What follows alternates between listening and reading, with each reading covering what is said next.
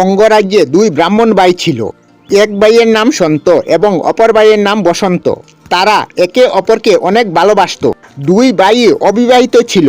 একদিন দু ভাই যখন বাগানে হাঁটছিল তখন তারা এক সুন্দরীকে দেখতে পায়। বসন্ত তাকে দেখে মোহিত হয়ে যায়। বসন্ত তার ভাইয়ের মনের কথা জেনে বলল, মনে হয় এই সুন্দরী কন্যাকে তোমার পছন্দ হয়েছে। সন্ত হাসতে লাগলো, সে কোনো উত্তর দিল না। পরের দিন সন্ত আবার ওই বাগানে যাওয়ার জন্য প্রস্তুত হয়। বসন্ত বলল, কোথায় যাচ্ছ? সন্ত বলল, আমার একটি দরকারি কাজে যাচ্ছি, এই জন্য আসতে দেরি হবে। নিজের ভাইকে মিথ্যা বলে সে বাগানে যাওয়ার মুখ্য রাস্তা ছেড়ে অন্য রাস্তা দিয়ে যাওয়ার সিদ্ধান্ত নিল। বাগানের দিকে রওনা দিল এবং সে তার চেহারাও দেখে নেয় যাতে কেউ তাকে চিনতে না পারে।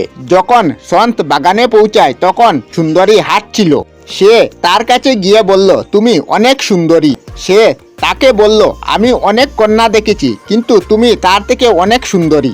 তুমি কি আমাকে বিবাহ করবে? সুন্দরী বলল, তুমি কি সত্যই আমাকে বিয়ে করতে চাও? সন্ত বলল, হ্যাঁ, তুমি কত সুন্দর।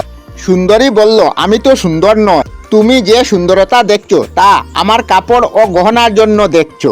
এইসব দেখে সন্ত দুঃখী হয়ে যায়। সে সত্যই সুন্দর ছিল না, সাজসজ্জা ছাড়া তাকে অসুন্দর লাগছিল।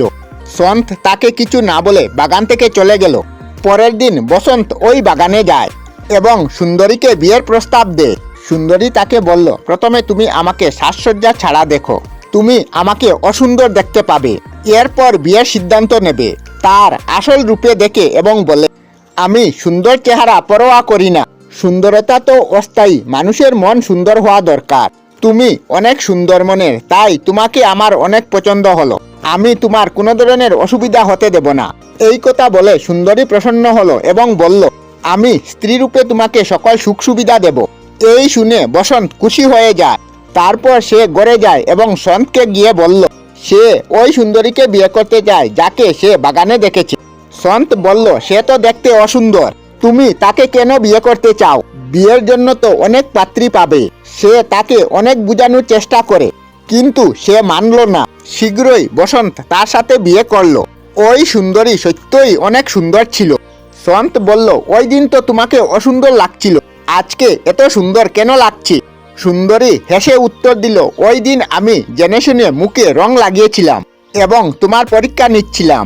আমি দেখছিলাম কে আমার গুণে মোহিত এবং কে আমার সৌন্দর্যে মোহিত। এই শুনে সন্তের ভালো লাগলো। সে বলল, আজকে তুমি প্রমাণ করে দিলে তুমি সুন্দরীর সাথে সাথে বুদ্ধিমতীও। আমি তো তোমাকে পেয়ে ধন্য হলাম। এটা শুনে বসন্তের রাগ উঠল। একদিন যখন বসন্ত ঘরে ছিল না তখন সন্ত তার ঘরে গিয়ে তার বৌদিকে লাঠি দিয়ে মারতে লাগলো। ওই সময় সন্ত এখানে আসে। দুই ভাইয়ের মধ্যে লড়াই শুরু হলো এবং সন্ত মারা গেল। এই কথা সবাই জেনে ফেলে যে ভাইয়ের প্রাণ ছিল। এটা শুনে সবাই দুঃখী হলো। গ্রামের মানুষ সন্ত এবং বসন্তকে ভালো মানুষ মনে করত।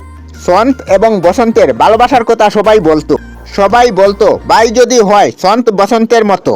মানুষ বসন্তের স্ত্রীকে দোষী মানছিল, যার কারণে দুই ভাইয়ের মধ্যে লড়াই হলো। বসন্তকে রাজার সিপাহীরা ধরে নিয়ে গেল, তাকে রাজদরবারে আনা হলো।